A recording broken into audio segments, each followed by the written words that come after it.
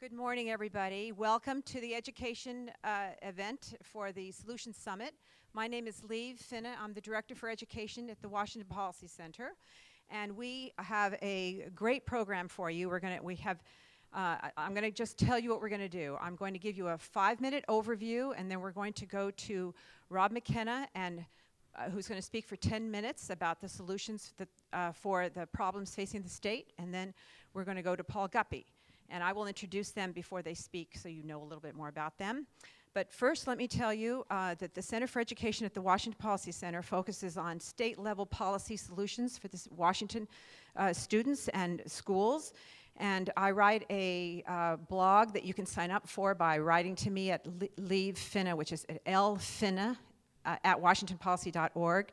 I invite you to write me, and I'll sign you up for the blog. I write a couple times a week, and if you read that, you will be reading what the head of the teachers union reads every day, and what the head of the governor's office is also reading. So that will keep you very informed and intelligent about what's happening in education policy at the state level.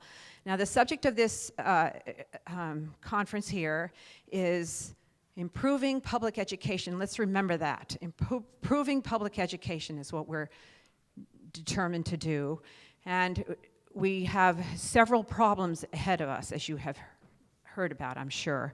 We're going to discuss the McCleary lawsuit. We're going to discuss Initiative 1351 and the challenges for the budget in the coming legislative session, which starts in only a week. So now I'm going to give you a very brief overview of how we have gotten to where we are today.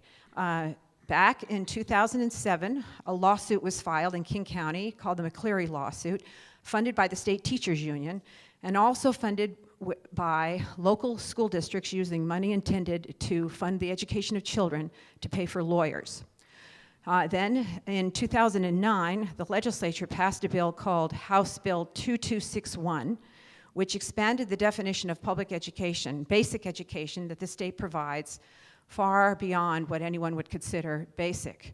And that was not funded at the time and would cost about, no one really knows, but it's $3 to $4 billion a year price tag that we're looking at. That basic education definition, the Bill 2261, was passed narrowly in the Senate and is a controversial bill. It will provide all-day kindergarten and reduce class sizes in grades K through 3 to class sizes of 17, and other prescriptive and costly mandates in schools. That was 2009. They didn't fund it. In 2010, they passed another bill that would phase in the funding of this expansion to basic education. In 2012, that court case that was filed back in 2007 finally got to the Supreme Court, the McCleary lawsuit, and the Supreme Court held that the state had failed to fully fund basic education. And that caused a real kerfuffle, of course, in the legislature. And the next legislative session in 2013, the legislature added $1.7 billion to the funding for K-12 education, increasing the amount that we spend per student by practically $1,000. It was a $1.9 billion increase, and that was the largest increase we'd had probably ever. But it increased the percentage of the budget to 45% spent on K-12 education, the highest percentage since 1995. That was in the 2013-2015 budget. And then in January, a few months later, January of 2014, the Supreme Court did a very strange thing. They issued an order directing the 2014 legislature to fund this bill, 2261, or else be held in contempt of court. And that's when, observers really started to wonder what was happening here. The next thing that happened after the session, the legislative committee responded to that order from the court, explaining to the court that they did not understand the 2-year budgeting process, and unanimously told the court that that the legislature would address the lack of funding for education in the 2015 session. And that was in April of 2014. And then just a couple of months later, in July 2014, this teachers union placed an initiative on the ballot, 1351, to reduce class sizes. You all probably know about that because that was, we followed that very carefully. We wrote a lot of policy briefs putting out the facts about that initiative. That initiative would reduce class sizes even more so than this bill 2261. It's a dramatic additional increase to spending that it would be required if the legislature funds that. That was over the summer that was put on the ballot, and then in September of 2014, the Supreme Court came down with another order holding the legislature in contempt for failing to fund public education. But kind of like a parent that doesn't issue, the punishment, but just threatens, says, we will wait until after the 2015 legislature to impose sanctions on the legislature if they don't behave the way we'd like them to behave. So that's kind of where we're at, and it's unprecedented. It has never before in the state history has the legislature been held in contempt by the court, by 9 judges who are not policy experts, who do not know how to write a budget. And so this is uncharted waters, as commentators have observed. So that is the groundwork, I'm sorry to say.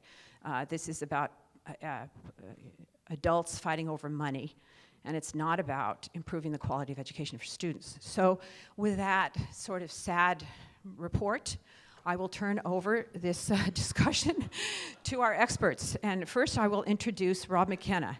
Rob McKenna, as people here know, is a very honorable servant of the state. He served as the Attorney General for Washington State for 2 sessions. Right now he's at a law firm called Orrick in Seattle. He's the head of the public policy unit there, and he is very knowledgeable as trained in economics, international relations, and law, and certainly is eminently qualified to help us figure out our way out of this mess. Thank you. Better. They had it set up for us to sit at the table, but then we realized that those of you in a different zip code in the back of the room might not be able to actually see us, although you might be able to hear the disembodied voices of your panelists. So Paul and I thought we would just pop up and deliver our opening remarks from up here. Let me start by thanking the Policy Center for organizing the Solutions Summit, and thank all of you for being here. When I walked into this room 20 minutes ago, I looked around and I thought, this room is way too big. And here you all are, and there isn't quite enough room probably. So congratulations to the center, and congratulations to all of you for taking the time to be here. I want to tell you a personal story which will help frame my remarks today. It's a story of how I wound up in Bellevue. When my parents retired from the military, my sisters had already moved to this area. They were out of college, but I was still in high school. And my parents looked all over the region to decide where they would settle down. And their number one consideration was where they would find the best public education for me. And they chose Bellevue because their research indicated that Bellevue had one of the strongest school districts in America in 1977. We were very happy with the education I received in Bellevue, but the tie-in to this conversation today is that a decision was handed down by a King County Superior Court judge, Judge Duran, about the same time that I started as a sophomore at Sammamish High School here in Bellevue. I remember it vividly because Bellevue went through a number of cuts as a result of that decision. Why? It's because his decision found that Washington State's system for funding public education violated the state constitution because it placed far too much reliance on local school district levies instead of on the state budget. Our state budget, as you all know, our state constitution, as you all know, states that it's the paramount duty of the state to provide for the education of its young people, through 12th grade at least. But at that time, districts like Bellevue and Mercer Island and others were able to spend much more per student because they were able to suggest or propose and pass levies that gave them a lot more money. So that was great for those of us who could live in Bellevue or in Seattle or elsewhere, but it wasn't so great if you lived in Pasco, for example, or in Hoquiam, or any other area that didn't have the property values that these wealthier school districts enjoyed then and enjoy now. It's a little surprising then that we find ourselves in roughly the same position today that we found ourselves in the late 1970s. How is it that more than 30 years after Judge Durand issued his decision and the Supreme Court upheld it, that the Supreme Court has again ruled that Washington State is violating the state constitution by over-relying on local school levies? This is an important point because most of the attention that is paid publicly and in the press to the McCleary decision focuses on the amount of money which the state is spending or not spending on our public schools. Not enough of that attention drills down and understands and reports that this is also about where the money comes from, not just the amount of money. Let me offer a disclosure at this point about the McCleary decision. I filed a brief on behalf of the 5 living former Washington State governors in the Supreme Court last September, prior to the show cause hearing in which they considered whether or not to hold the state in contempt. So I have an iron in the fire here. And this is an issue of great interest to me as Attorney General as well, since, of course, we defended the state in the McCleary case when it was before the court.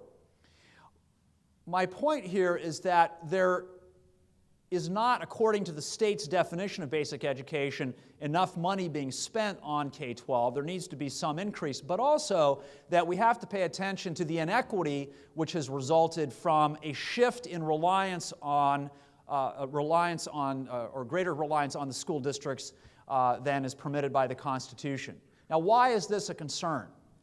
Washington State was, as you know, one of the later states to finally achieve statehood. By 1889, the framers of our state constitution had had a lot of time to think about what they wanted that constitution to say. We remained a territory for a much longer period of time than most states. In fact, the farther you go into American history, the longer it took for territories to become states. So after we had our first territorial governor in the 1850s, we had over 30 years to think about what we wanted our Constitution to look like. And one of the right things they did in adopting the Constitution was to set up a system of public education which they hoped would guarantee that the quality of the public schools would not depend on where you lived. That's the heart of the equity issue here. Where you live, the zip code you live in, the income your parents have, should not determine whether you get a great education or just a mediocre education in your school district. How is it then that more than 30 years after Judge Durand's decision, we find the Supreme Court threatening to hold the state in contempt and ruling that the state over-relies on local levies?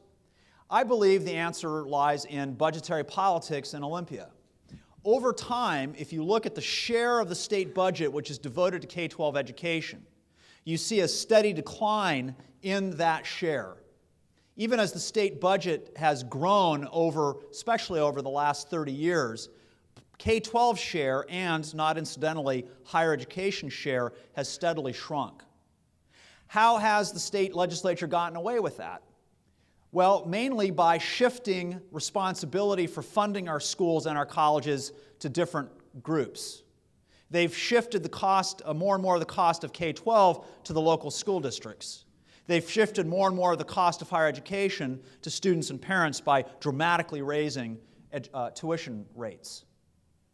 Why is it that that works politically in Olympia? Well, frankly, I think it's because the teachers' union is perfectly happy to have more and more of the money come from local school districts. They have a statewide salary schedule, so they know that it doesn't matter where they live in terms of how much they get paid, even though where the kids live can have a dramatic impact on the resources available to that child and the quality of their education. Secondly, they understand that they have tremendous leverage and political power over individual school districts. We have hundreds and hundreds of school districts in this state. You'll notice that every year, without fail, a handful of school district education associations announce they are going to go on strike or threatening to go on strike. in order to put pressure on those individual school districts and by extension on other districts as well. Why do the levies matter to them so much? Because a large majority of funding in school district levies is dedicated to staff costs, teachers and classified staff. And so they have been able to successfully leverage their relationships with school districts to get what they want from the school district budget. They know that in most school districts, the voters are going to approve those O&M levies that fund those salaries. The principals receive a majority of their salaries from school levies as well, so it's a good system for them. Why does it make political sense to a majority of the legislature? Because it allows them to, and has allowed them over decades, to shift more and more of the cost, or more and more of the budget of the state to other priorities. So as the state budget has grown dramatically, K-12 and higher education have received less than a proportionate share. Other non-education spending has received more than their proportionate share, allowing their share of the budget to grow dramatically over time.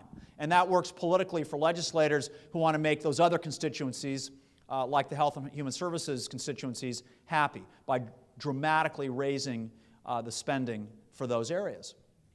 The problem, of course, is that it is unconstitutional to place that much reliance on local school district levies. For close to 30% on average of a school district budget to come from local sources instead of the state budget. Particularly when you consider that it is the state which defines basic education, that basic education includes teachers, obviously, and principals and maintenance and operation costs, but more and more the burden of all of those costs has been placed on the school districts. I say this to you because one of the solutions to this inequity, which the Supreme Court all but called out expressly in its opinion, is to replace local school levy authority with state levy authority to the extent necessary to fully fund basic education. School levies are supposed to exist for so-called extras. Local school district levies are not supposed to be dedicated to the cost of basic education.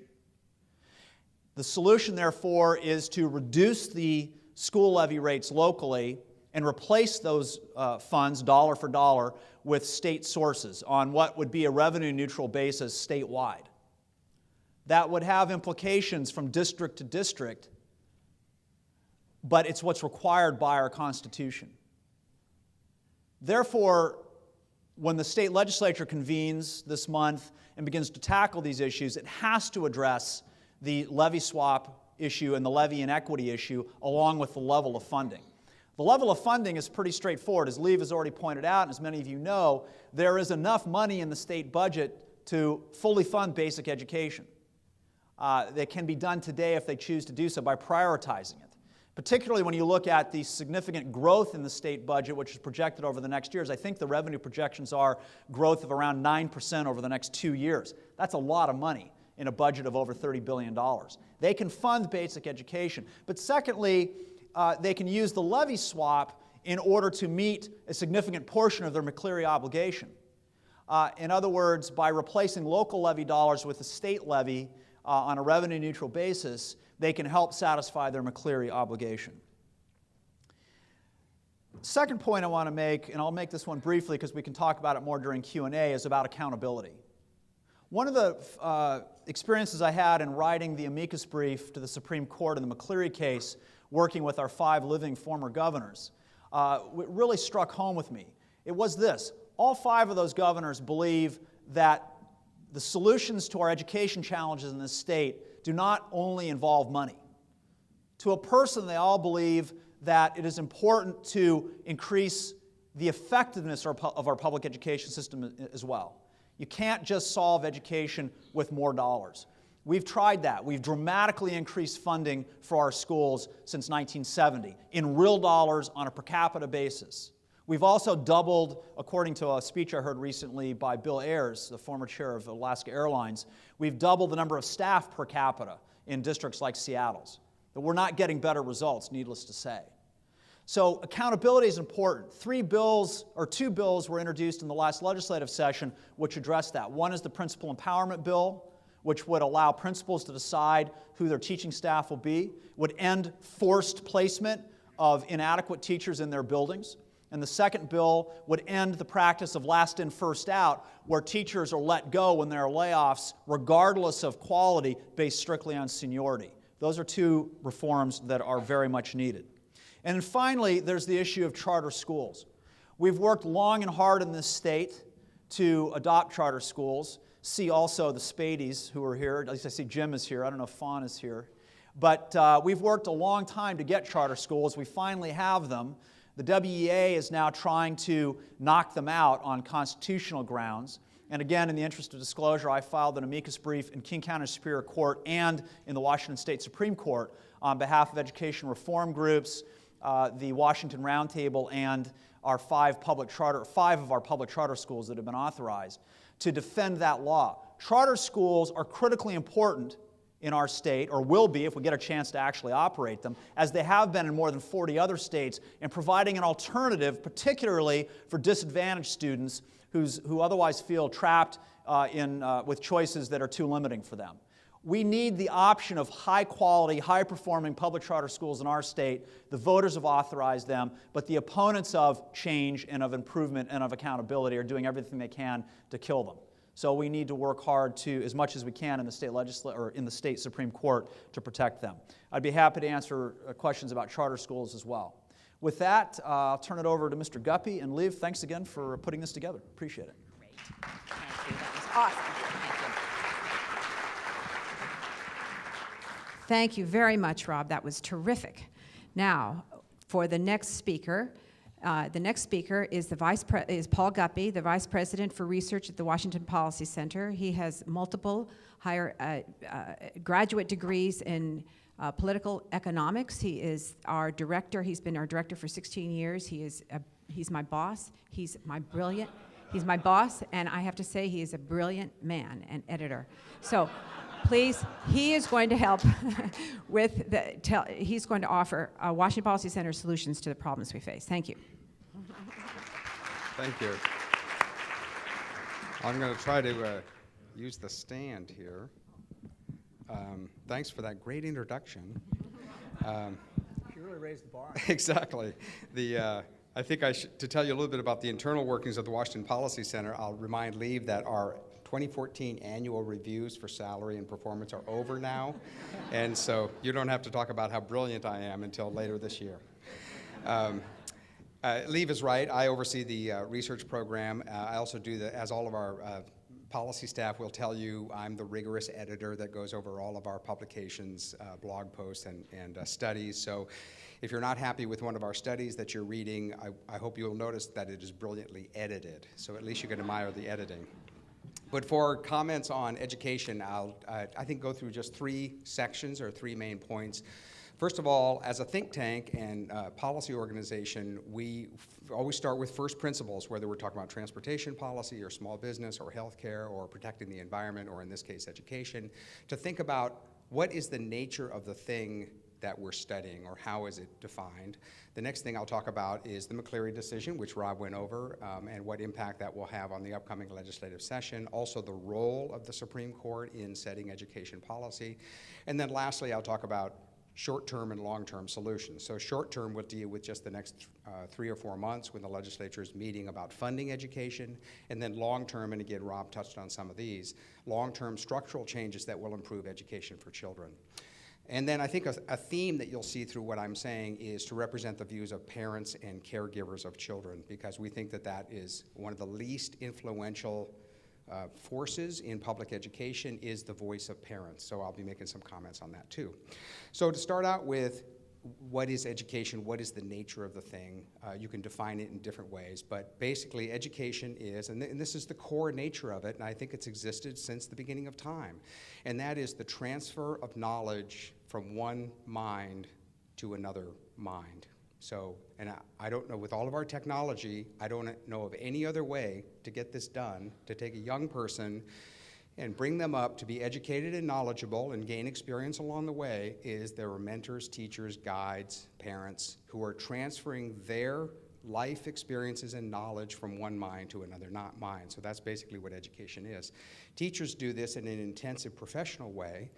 But again, going back to my theme about parents, if you think about it, what is the number one educator for every child? And that is parents. Every day are the main teachers in all areas for their children, and that includes other caregivers and legal guardians and whoever is caring for a child. So that's the number one thing to keep in mind is the nature of the thing. And then we think about, well, what is the role of government in providing this? And we had a great session this morning talking about healthcare and what is the varying role. Is it the private sector? Is it insurance companies? Is it a government entitlement program? So with education is massively dominated by government. In fact, it is a fully socialized model. I refer to it as like a utility model of delivering education for children. The government owns the building. The employees in the building are government employees. It is funded by tax money. And the customer or the recipient, which is the family, is really the most passive actor in the system. And maybe when this started in the 19th century, this made sense, where society didn't have a lot of resources. Opening a common school in a community, it was virtually the only school in the area, and any child could show up and receive an equal education for free, and that's the standard that's in our Constitution. The paramount duty is to provide for the ample provision of education for all children residing within the borders of the state. So that's a sweeping standard that the government created. Again, going back to the nature of the thing, the problems become that the government can deliver certain services and it works great. So think of a public park, equal access for all, it's recreation. Everybody makes their own choices about whether to use the park or go to the park and what they do there. Delivering electricity or sewer services or water, again, it's one standard for everyone. In the Rainier Valley, they get the same electricity as people in the wealthiest parts of the city, to use Seattle as an example. The nature of education, however, is different than that. Every child is different. They're in different circumstances. They learn at different rates. To give a couple of examples of the excitement that educators see when they see, again, one-on-one, the lights going on inside the mind of a child that they're working with. So for example, my youngest kid I asked him, are you doing your homework? And he kind of rolled his eyes and he goes, no, my homework is too arduous. Okay, too hard for me to do. I said, wow, arduous, that's pretty good. Okay, so I like your vocabulary is growing and you still have to do your homework. So anyone who deals with children sees those little turns. Another one is a kindergartner I was talking to, so he's like 6. And so I said, William, okay, what happened in kindergarten today? What did you do? And he kind of rolls his eyes and he goes, shapes. What do you mean? He goes, circle, square, triangle. Well, he had completely mastered, whatever shapes meant, and he thought that what they were doing in class was boring. I said, well, shapes are good, that you need to know that. He goes, shapes are for babies. So he was beyond this. I'm sure that his teacher knew that, and she was adjusting accordingly. So that's the overall kind of on-the-ground experience that people have, and this is something that district superintendents, the general bureaucratic setup of public education, state legislators, Supreme Court judges, the Federal Department of Education, they often lose sight of how every child's education is handcrafted and how individual it is. So shifting from there to the McCleary decision, Rob and Lee gave the background, so I won't go into the detail there. What's interesting is more the relationship between the different branches of our government. So again, going back to 5th grade civics, we all know executive, legislature, judicial. This is a fascinating case, even if it didn't have anything to do with education, but just from a political science point of view, to see a democracy function in this way, and the United States is fabulous. It's 50 democracies operating every day. In this case, in their wisdom, the judges on the Supreme Court decided that they were going to get involved, and the term they use is retaining jurisdiction of the case. So they don't just hand down a decision in January of 2012, which they did, but they have done a lot of follow-up, and Rob was referring to when he files briefs. That's part of the follow-up and the hearings that the court is doing in exercising oversight, essentially, over the elected legislature, which again has got to be perhaps unique in the experience of our country. I think the justices are running into heavy going for that reason. It is certainly completely appropriate for the courts to rule regarding the legislature, you are violating this provision of the Constitution, you're out of compliance, maybe even to suggest remedies of what should be done next. But to create a parallel policy process, which is what has happened, and the court has issued follow-up directives actually specifying which program should be funded. Interesting to us is they never give a dollar amount to tell you when you're there. So have you spent $16 billion on education? Is it $18 billion? Is it 20? Seattle spends $13,000 per student every year, which is very much at the high end for education. But the courts don't say that number is the right number. Instead, they've gotten involved in programmatic decisions referring to a basic bill 2261, which defines basic education, and they say, raise enough money to fund this program. You, the legislature, set up basic education, now you have to fund it.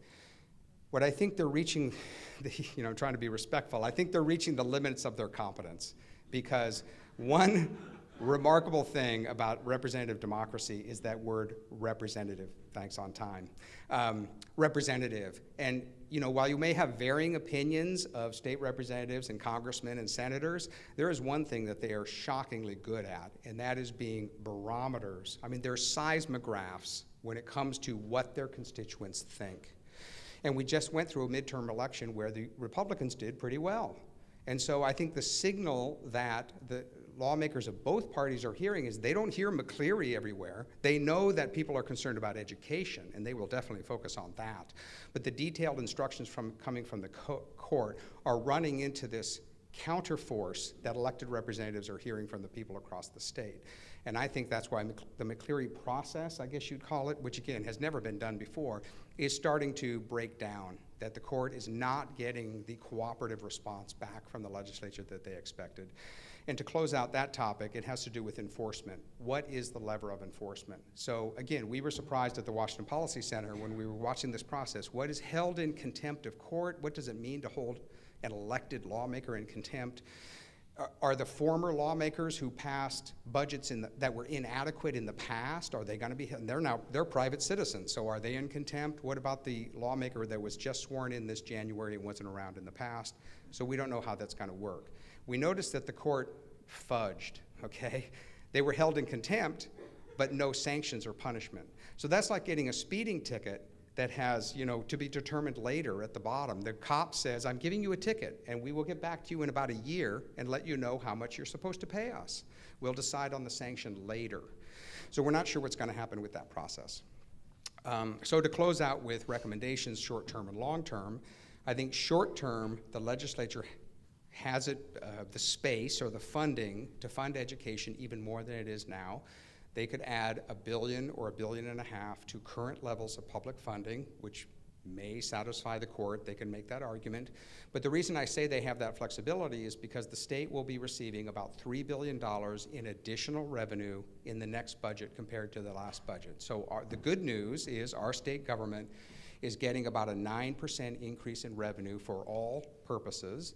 And if they devoted 30 or 40 or even 50% of that natural increase in revenue to public education, that is, and you can talk about the merits of how the money is spent, but for political purposes, the legislature would be able to say, we put a massive increase into public education, even if we didn't change anything else. I think it also creates a political problem for the governor, who had said in a firm commitment that he would not raise taxes, that he would veto any tax increase. But he is using the McCleary decision, the 1351 class size initiative, a pay raise for public employees, and a number of other elements to get to about $6.5 billion of increased spending that he says it's like a menu. We had Representative Hunter explain to us about the budget process in the House, about legally what's necessary in order to fund all the obligations that are on the books now, and that's the competition that's coming in about funding public education. If the legislature decides we're going to do it within the $3 billion that we're receiving from the people of the state anyway, then there's no need for a tax increase. That allows the governor to keep his commitment of not raising taxes and still provide money for education. And then the last point is about structural reforms. Maybe we can get to this more in the Q&A, but our policy direction or recommendation will be any device or program or method that puts the parents in the driver's seat as far as directing their child's education is going to lead for better outcomes for that child. And the reason I say that is because every child's needs are different. So anything that public dollars can support, charter schools would be one. The strength of charter schools is that every family is a volunteer. Nobody is assigned to a charter school. Families opt in. You could say the same thing about online education. There are after-school programs also available that parents can choose. So anything where the parents say, that resource is good for my child is going to be a stronger education program. And then the last area would be to look at what other states are doing is providing scholarships for children so they have more flexibility and choice. And that functions more like a Pell Grant or a veterans benefit or any one of a whole menu of benefits that people over 18, as soon as you get to 18, you have full school choice. And any benefit you get from the government is under the direction of the student. What scholarships do is allow, even if it's certain populations of students, disabled kids or foster kids, to choose a school that fits their needs. And last point I'll make is my wife and I work with foster kids, and it's just a very rigid system when it comes to education. They are assigned as wards of the state to a particular public school. The social worker and the foster parents may be saying, you know, for this child, they emotionally have difficulty in larger classrooms. A Montessori school would be better for them. It's just not, they're barred from that. It's not allowed. So the example of how a scholarship would work is the assistance would go directly to the child, and then caregivers and parents would make a decision about what form of education works best. And again, this is already being done in other states, and it's something that we can think about. So I'll wrap it up there.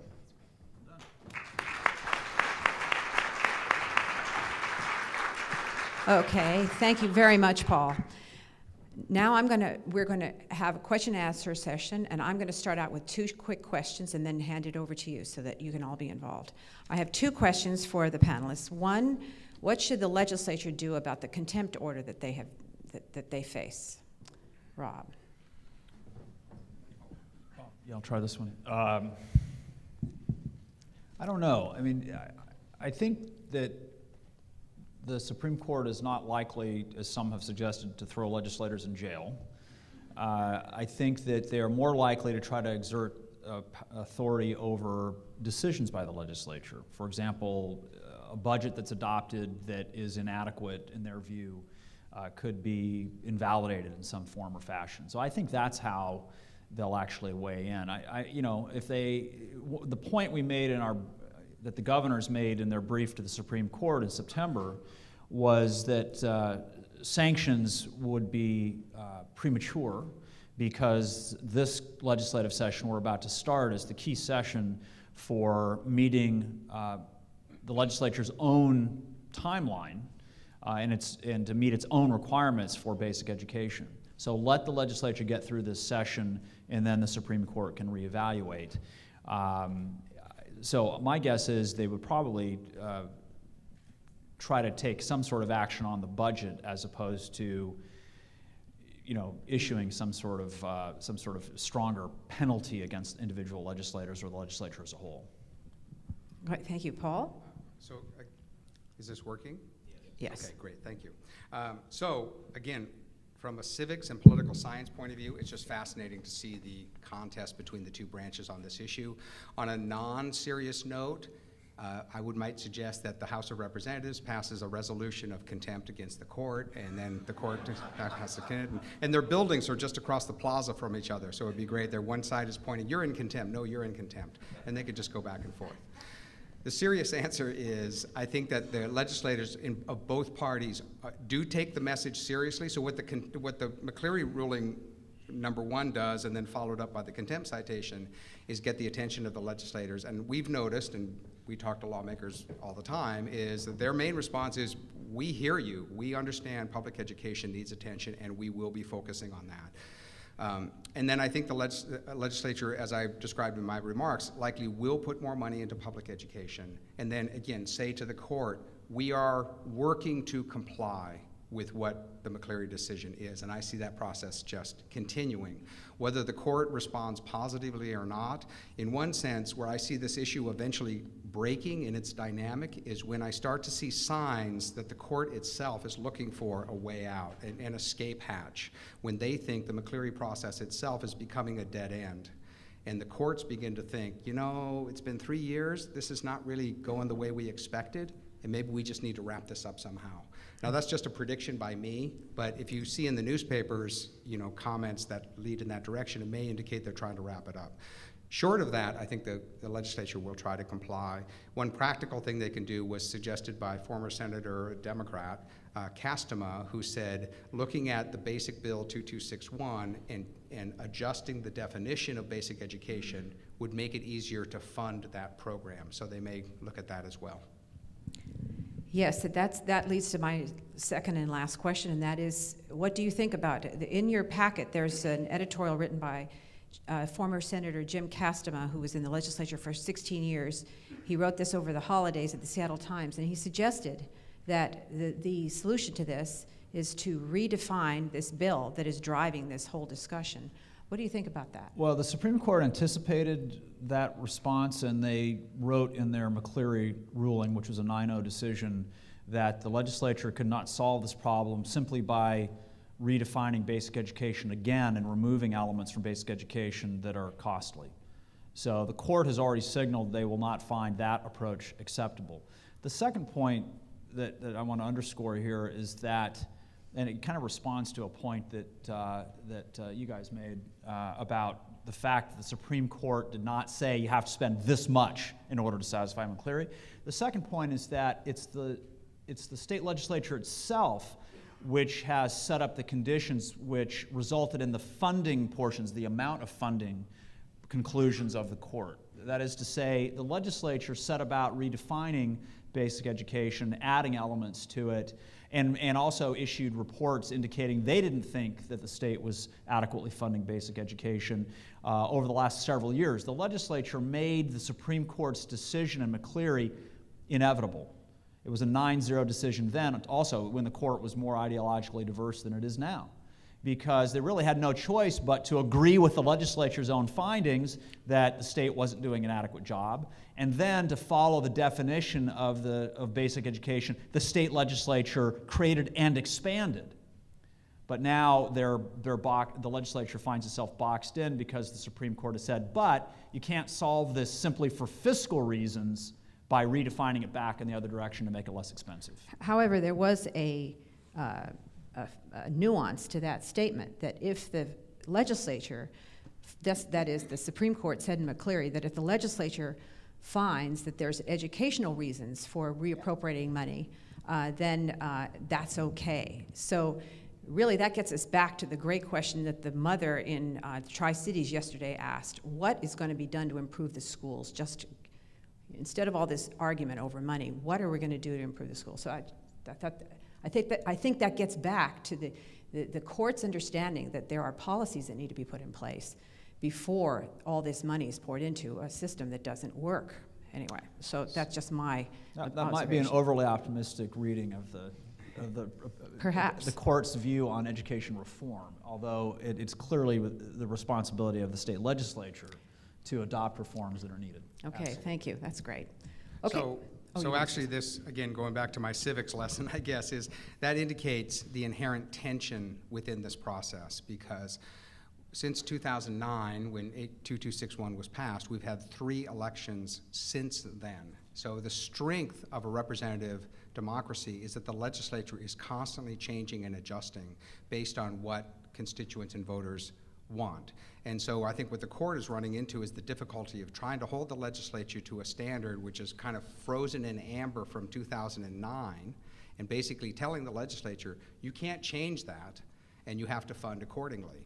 But that's not the way legislatures work. So even though there's a lot of unattractive aspects of lawmaking, log rolling and horse trading and backroom deals, but what the kind of group dynamic of a legislature does is exactly work out those kinds of details and is making constant adjustments in government programs based on messages that elected leaders are hearing from the voters. So I think that's the tendency of the legislature to want to do that. Within the constraints, I guess, of the McCleary decision, they may try to make adjustments about teacher quality, the way that the program is delivered, and still fund it. So to say they're not backing off on the funding, but they're trying to make the education program more effective by adopting some reforms. There is one reform that's worth mentioning that is not so much about educational process, but is about funding itself, or how the money is spent, which I've heard Democratic and Republican legislators speak to. They've said that if the state is going to fund teacher salaries across the state, and we're not going to use any state levy, any local levy money any longer for salaries, then it should be the state's decision on what teachers are paid. And that might include cost of living adjustments so that you don't have a uniform salary schedule across the state, because the fact is it's more expensive to live in Seattle than it is to live in parts of eastern Washington, for example. So they're very mindful of the need to make other kinds of reforms as well. And frankly, the power to do that really does shift to the legislature and to the state if the state is once again assuming its real responsibility for funding basic education. Okay, thank you. This is great discussion. Now we have time for, we have 20 minutes, 15. We'd have no time for question and answer. 10 minutes, excuse me, I couldn't hear you. 10 minutes for question and answer, so please come forward. Here's, this young lady here has a question. Thank you. Oh, we have a mic. You've got a camera. Yeah. I'm intrigued by the idea of shifting levy authority from local school districts to the states. And so in your expert opinion, Mr. Honorable Rob McKenna, I was wondering if you would elaborate a little bit on what that ideal model would look like, Sure. One, and how realistic do you think that might be in the future at all? So not this session, but in the future. Well, I think it isn't a matter of being realistic, it's a matter of being required by our Constitution, and the Supreme Court simply reminded us of that in their ruling. I hope the Supreme Court doesn't get too wrapped around the level of funding as an issue, and I don't want them to neglect the levy issue, because that is the core of the equity issue here. The solution has been proposed by various legislators for several years, including Senator Joe Zarelli when he was the chairman of the Senate Ways and Means Committee, more recently by Representative Ross Hunter, the chair of the House Budget Committee, and it is essentially, and there are variations on it, the other legislators have proposed variants, but what it comes down to is that you replace local school district funding that goes to basic education as defined by the legislature and as affirmed by the Supreme Court. You replace that local levy money, dollar for dollar, with state money. Where does the state get the money? It can get it from its existing budget, and it can get it from the state common school levy, the state property tax, which is there to fund the schools. The levy rate is well below what is allowed by law. And has been allowed to decline because they've put more and more of the responsibility on the local school district. So you do a dollar for dollar swap essentially in order to replace those local basic education dollars with state budget dollars. So just to add to Paul? that quickly, so that's a good explanation of it. I won't try to add to that. But to comment on the practicality of it, so there would likely be a perception among local communities across the state that the state government is coming in and, quote, taking our local levy dollars. And even though that can be worked in a way where that doesn't technically happen, I think it would be perceived as interfering. And I would be curious to see what local units of the teachers union who put their heart and soul, along with the PTA, into passing a local levy for schools, and then, again, this perception that state lawmakers are coming in and taking Well, that. I actually think it would be perceived as a significant property tax reduction for local taxpayers in most of the school districts in this state. Because the fact is, and this is really the heart of the unfairness of our current system, is that local taxpayers in Pasco, for example, have to pay much higher levy rates per $1,000 of assessed value than do local taxpayers in Bellevue, Mercer Island, Seattle, or elsewhere. Because those communities have much higher residential property values, and communities like Seattle and Bellevue have much larger commercial property tax bases. And as a result, they can have much lower levy rates per $1,000 of value. And so effectively what's been happening under the current system, and has been happening gradually over time, is that property taxpayers in wealthier school districts are being subsidized or are seeing lower property tax bills because people in poorer areas are required to pay higher property taxes per $1,000. That's the heart of the However, inequity. I know your taxes don't feel lower, Ben, but believe me, they are lower than they would be if we had a fair system. Well, under the Constitution, what matters is that we fund basic education from the state. But I get it. I know where you live, and I know your taxes are high. I respect that. So and then the last point I would make, again on the fairness of it, is to take more of a model that happens with any aid that an older student gets for higher education. So for example, the GI Bill is a very successful program. It's not based on geography or property taxes or anything like that. You're eligible to receive the benefit, and it's the same benefit for everyone. So an education scholarship that went to children, and instead of funding buildings and payroll, was funding families who need education services, would create that flexibility, and everybody would get an equal amount. It's a state scholarship, and then families could use that to purchase, to enroll in school, online, or public school of their choice, or a charter school, and go from there. Thank you. So Next question. that's equal and fair. Thank you. Next question here. How about you? I see charter schools as a great way to mitigate some of the inequalities in public education. And how do you view the restrictiveness of our state charter school commission this last year? And what can we do to encourage successful, efficient new charter schools in this type of climate? And by restrictiveness, do you mean that they haven't approved more charter schools, or are you thinking of some other element of restriction? Yeah, they haven't approved at the rate that they said they were. And additionally, schools that were told to make small changes have now been told to make all new changes depending on the year. And the 500-page application and all kinds of expectations. Yeah, I'm not an expert on the process that the commission follows. I will just say in general, I think that more high-quality charter schools are a good thing. And that ultimately the limit established in the initiative, now in law, of 40 schools statewide will need to be increased. And I predict it will be increased when people see the success that the initial schools are having. Thank you, Paul. Leave, we do have an expert on the process right here. You're being very shy. But Leave has written an overview of the charter school process as it's unfolded since Initiative 1240 was passed. So bottom line is we're disappointed that the commission is not being more encouraging to communities around the state where educators come forward and say, and parents who say, we have a volunteer board, we'd like to start a school. And it is, we think, an overly restrictive process. The political problem has been the commission is made up of 9 members. They were appointed by the governor, the lieutenant governor, and the Speaker of the House, all of whom are on record as opponents of charter schools. So there's All of those appointees, but not all of the commission members. Correct, not the commission members themselves, but the officials who created the commission. And I think that accounts for a lot of the lack of energy that there is on the commission in encouraging charter school applications.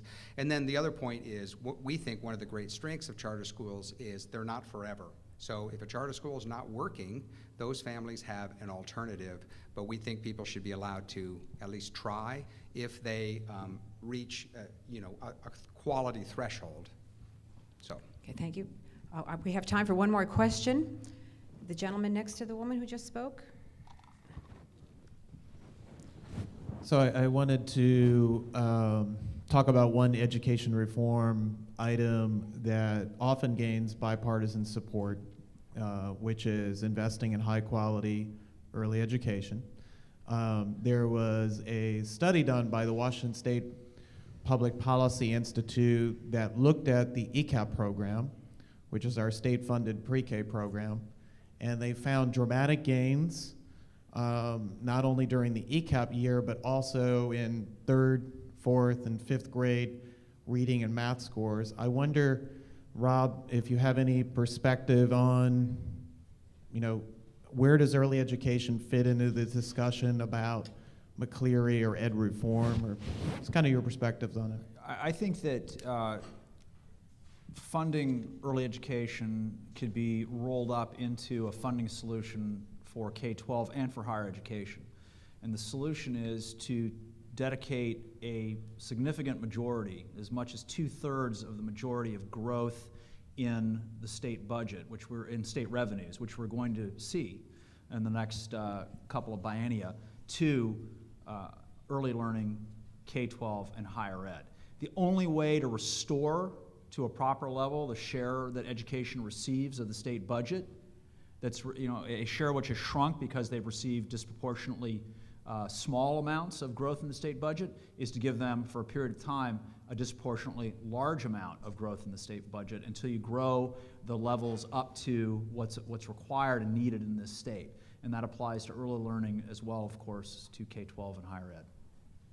So there is a debate back and forth, even in the research, about the long-term benefits of early education. So the biggest data problem is the fade-out effect, where by 3rd to 5th grade, you can't tell the difference between a child who had early education and a child who lived at home until they were 6 years old and then entered school at that point.